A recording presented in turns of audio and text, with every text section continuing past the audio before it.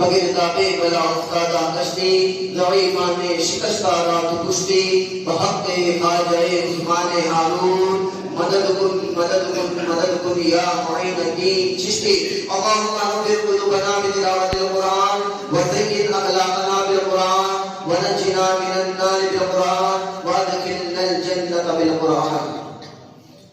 حضرات محترم، ابھی گئے 3-4 جمعہ سے میں آپ حضرات کے سامنے ایک حدیث مبارکہ کی تلاوت کرنا اور اس کے تعلق سے کچھ گفتگو کرنے کی سعادت حاصل کر رہا تھا کہ اللہ کے رسول صلی اللہ علیہ وسلم نے حدیث پاک میں ارشاد فرمایا لا تزول قدم ابن آدم یوم القیامت حتی یسأل عن خمس، کہ کل قیامت کے دن اللہ تبارک و تعالی بندے کے قدم کو اپنے سامنے سے ہٹنے نہیں دے گا اس وقت تک جب تک کہ اسے 5 چیزوں کے بارے میں کچھ پوچھ نہ جائے، جب تک کہ اسے 5 چیزوں کے بارے میں سوال نہ کر دیا جائے.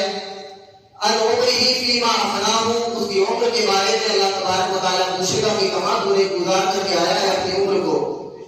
دوسرا سوال ان شبابہ فیما ابلاہ، اس کی جوانی کے بارے میں پوچھا جائے گا کل قیامت کے دن کہ تو نے اپنی جوانی کس چیز میں گزاری، کہیں عیاشیوں میں تو نہیں گزاری، کہیں چوراہے پر بیٹھ کر کے تو نہیں گزاری، کہیں غلط کاموں میں تو نہیں گزار کر کے آیا ہے. تجھے میں نے جوانی دی تھی، یہ جوانی کوئی عام چیز نہیں تھی، بڑی خاص جوانی تھی. عمر کا ذکر تو کر دیا تھا، تبارک و تعالیٰ نے عمر کے بارے میں پوچھ لیا، لیکن الگ سے جوانی کے بارے میں پوچھا تھا. کیوں پوچھا؟ آخر وجہ کیا تھی جوانی کے بارے میں پوچھنے کی؟ تو میں نے آپ کو بتایا کہ زندگی کے جو انسان کی پوری زندگی ہوتی ہے اس میں جو جوانی ہے وہ سب سے اہم کردار رکھتی ہے.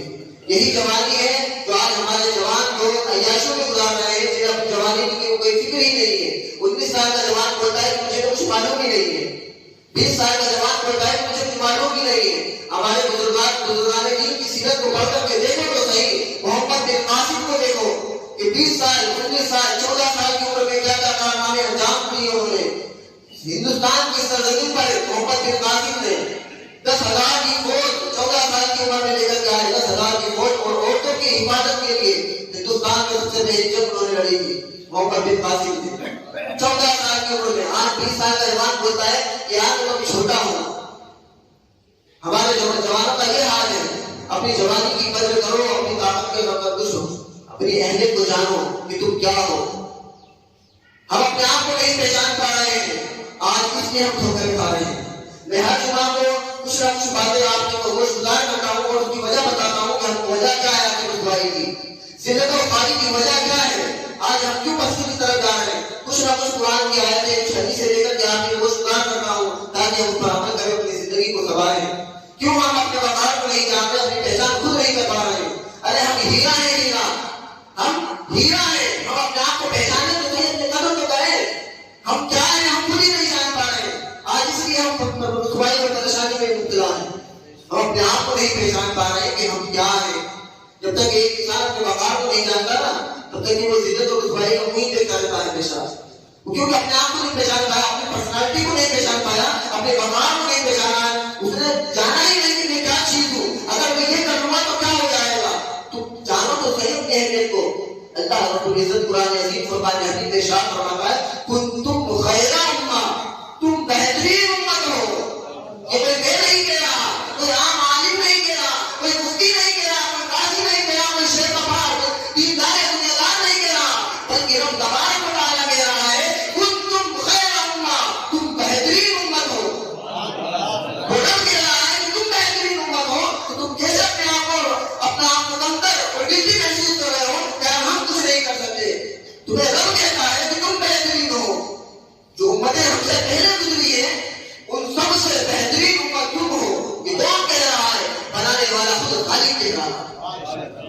جب بنانے والا خود کہے کہ میں نے تمہیں اچھا پر بنایا ہے، یا کوئی کمپنی کہے کہ یہ میرے موبائل میں لانچ کیا ہے، یہ بہترین موبائل ہے تمام موبائلوں میں، تو بتاؤ اس کی بہترین عادت کیا ہوگا. بنانے والی کمپنی خود کہے، کاریگر خود کہے کہ یار واقعی یہ جو چیز ابھی لانچ ہوئی مارکیٹ میں یہ بہترین چیز ہے، تو بنانے والا جب خود تعریف کرتا ہو تو اس کی مثال کچھ نہیں ہوتی تھی. جب بنانے والا خالق ہمیں کہہ رہا ہے کہ تم بہترین امت ہو، تو کیوں ہم پریشان ہو رہے ہیں، کیوں ہم در بدر بھٹک رہے ہیں، کیوں ذلت اور رسوائی کا منہ دیکھ رہے ہیں؟ ہم تو بہترین امت ہے کہ نہیں؟ اپنے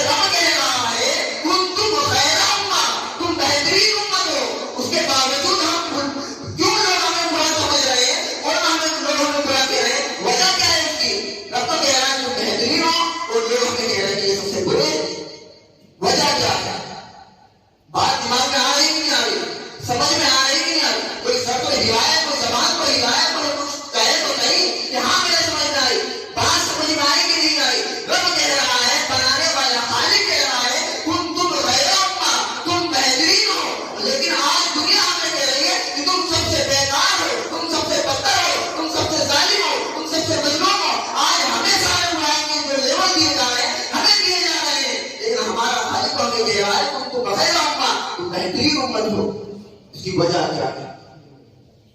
وجہ کیا ہے؟ وجہ تلاش کرو. ہم ڈھونڈے تو صحیح کہ ہم جو برائی کا ہم جو ہمارے اوپر لیبل لگائے جا رہے ہیں کہ تم برے ہو، تم برے ہو، تم برے ہو، یہ جو لیبل ہم پر لگائے جا رہے ہیں کہ کس وجہ سے لگائے جا رہے ہیں؟ جبکہ ہمارا خالق کہہ رہا ہے کہ تم سے رہوں گا. مسلمان نہیں سوچتا، مسلمان نہیں سوچتا، نہ فکر کرتا ہے، نہ تعلیم حاصل کرتا ہے. ذرا سوچو تو صحیح کہ تم کہاں کھڑے ہو اور تمہیں کہاں کھڑے ہونے چاہیے تھا. تمہیں کہاں کھڑا ہونا چاہیے تھا، تم کہاں کھڑے ہو. ارے ہمارا رب کہہ رہا ہے کہ تم خیر امت، تم بہترین امت ہو. لیکن آج ہمیں لوگ کہہ رہے ہیں کہ تم برے ہو.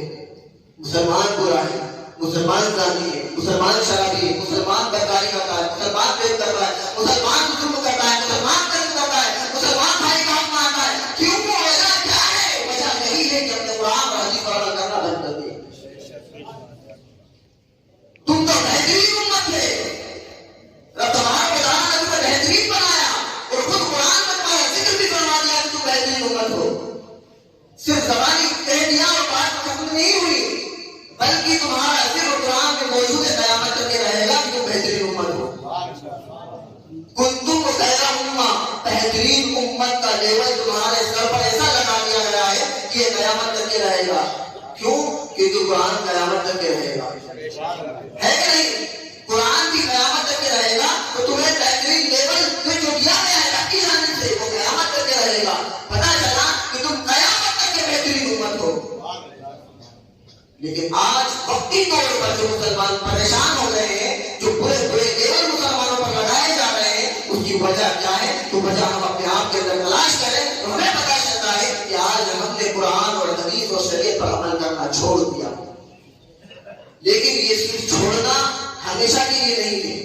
میں جانتا ہوں ظن المؤمنین خیرا، مومن کے بارے میں بہترین گمان کرو، یہ کہا گیا. اللہ کے رسول نے فرمایا ظن المؤمنین خیرا، مومن کے بارے میں بہترین گمان کرو. میں یہ نہیں کہتا کہ تم نے ہمیشہ کے لیے کام کر لیا ہے. جو برائی اپنے سر پر لے لی ہے تم نے، جو برائیوں کا جو پہاڑ اپنے سر پر لے لیا ہے، یہ ہمیشہ کے لیے نہیں ہے، یہ ہمیشہ کے لیے نہیں ہے، یہ صرف وقتی طور پر ہمارے سر پر آیا ہے. لیکن میں آج اس محفل میں آپ کے سامنے کھڑے ہو کر کے آپ سے اچھا گمان کرتے ہوئے یہ امید رکھتا ہوں کہ یہ لیبل جو ہمارے اوپر لگائے گئے ہیں، جو برائی کے پہاڑ ہم توڑے گئے ہیں، یہ انشاءاللہ ہم ختم کر کے رہیں گے.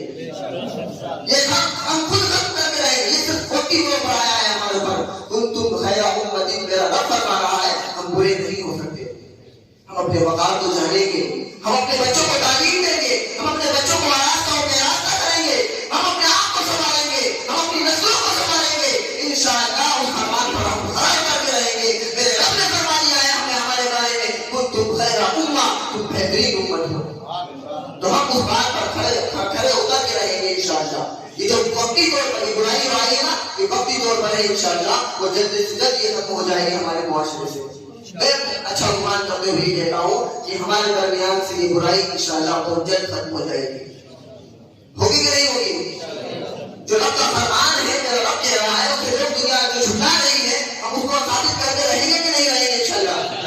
انشاءاللہ ہم اسے ثابت کر کے رہیں گے. ہم بہترین امت ہیں، ہم ایسے ویسے نہیں ہیں، ہم گرے پڑے نہیں ہیں کبھی اس کی سرکار میں کبھی اس کی سرکار میں. ہم ٹکڑوں میں پڑھنے اور ٹکنے والے لوگ نہیں ہیں. ہم بہترین امت ہیں اور ہم ثابت کر کے بتائیں گے انشاءاللہ. کنتم خیر امہ، تم بہترین امت ہو، میرا رب فرما رہا اور انشاءاللہ ہم ثابت کر کے رہیں گے.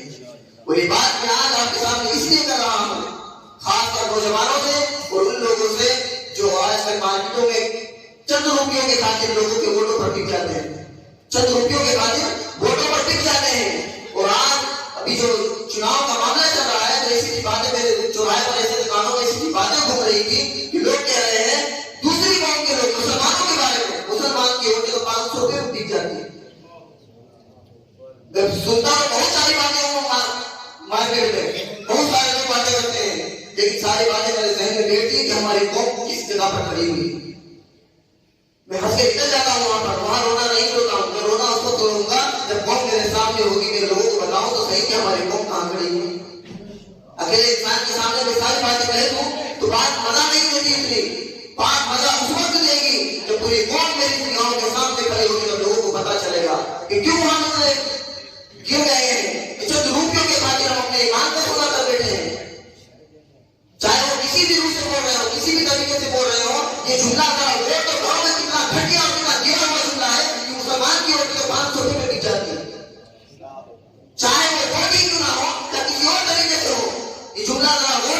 اپنے ذہن میں بٹھا کر کے دیکھو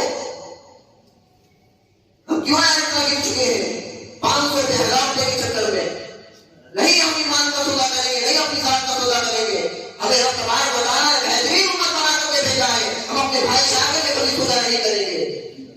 تم یاد سے روپیوں کے خاطر دوسروں کے سامنے کھڑے ہو گئے اور تم اپنی قوم کا سودا کر بیٹھے, تم اپنی قوم کو بیچ ڈالے ہو. ذرا تو سوچو تو صحیح. آج اسی محفل میں اچھے سچے دل سے توبہ کرو اور جو برائیاں کر چکے ہو اس کی تلافی کرو اور رب تبارک و تعالیٰ کی بارگاہ میں کھڑے ہو کر کے آج اسی محفل میں جب یہاں سے باہر ہو کر کے جاؤ گے تو سچے دل سے توبہ کر کے نکلنا کہ آج کے بعد جب بھی کوئی قوم کا مسئلہ ہوگا میں اپنی قوم کے ساتھ کھڑا ہوگا. کبھی بھی غیر قوم کا کبھی بھی ساتھ نہ دینا, وہ تمہارے لیے بیکار ہے, وہ تمہارے حق میں بیکار رہے گی ہمیشہ. کبھی تمہارے لیے بہتر نہیں ہو سکتی. وہ بہتر وہی ہو سکتا ہے جسے تمہارے رب نے اور تمہارے رسول نے جسے تمہیں بہتر بنایا ہے. تمہارا بھائی, سگا بھائی, تمہارا مومن بھائی تمہارے لیے بہتر ہو سکتا ہے, دوسری قوم کا انسان کبھی بہتر ہو ہی نہیں سکتا. تمہارے لیے وقتی طور پر وہ بڑی بڑی اچھی چیزیں پیش کرے گا تمہارے نگاہوں کے سامنے, تمہارے ذہن میں اچھی باتیں ڈالے گا, تمہارے پیسوں کا لالچ دے گا, گاڑیوں کا لالچ دے گا, بنگلے کا, زمین کا, جائیداد کا, ان تمام چیزوں کا تمہیں وہ لالچ دے گا. لیکن بہکاوے میں نہیں لانا ہے, تمہیں یہی دیکھنا ہے کہ میرا بھائی کدھر جا رہا ہے ادھر جاؤں گا, میری قوم کدھر جا رہی ہے, میری قوم کا فائدہ کس میں ہے, مجھے وہ چیز دیکھنی ہے. آج محفل میں سچے دل سے مسلمان کا ساتھ دے, مومن کا ساتھ دے, مسلمان کا ساتھ دے, کسی کافر کا ساتھ نہ دے. کیونکہ ہم نے دیکھا ہے 5 سال 10 سال 15 سال ہم نے ایسے لوگوں کے چہرے دیکھ لیے ہیں کہ اب تو بھروسہ کرنے کا بالکل دل چاہتا ہی نہیں. بتاؤ کوئی فائدہ ایسا تمہیں ہوا کسی غیر قوم سے؟ ہوا ہو تو بتاؤ مجھے.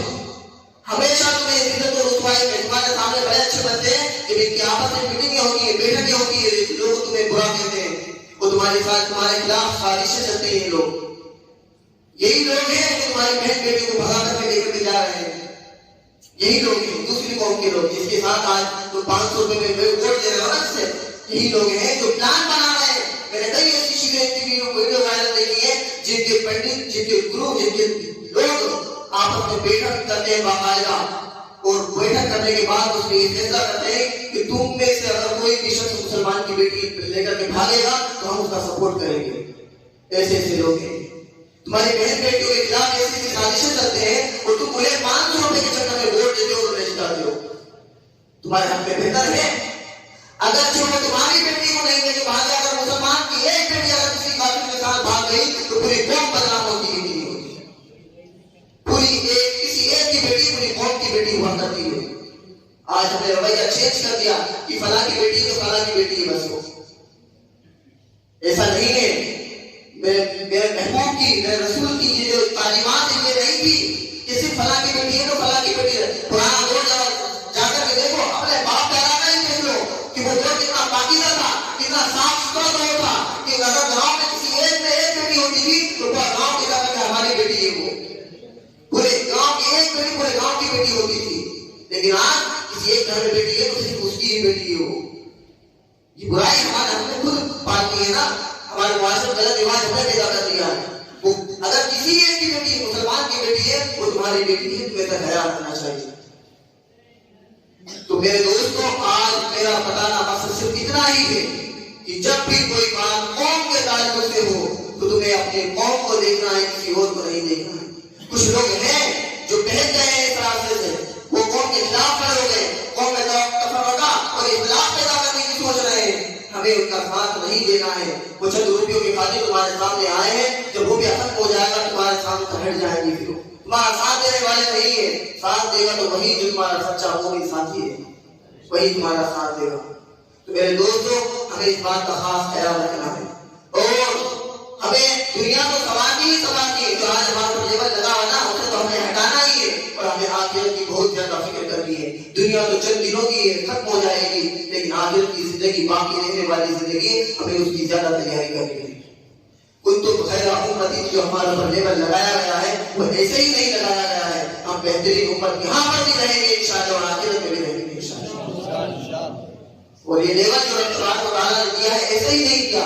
اخرجت للناس, تم لوگوں کے لیے نکلو, رب تبارک و تعالیٰ نے قرآن میں فرمایا. آگے ارشاد فرماتا ہے اخرجت للناس کنتم خیر امہ اخرجت للناس تأمرون بالمعروف وتنهون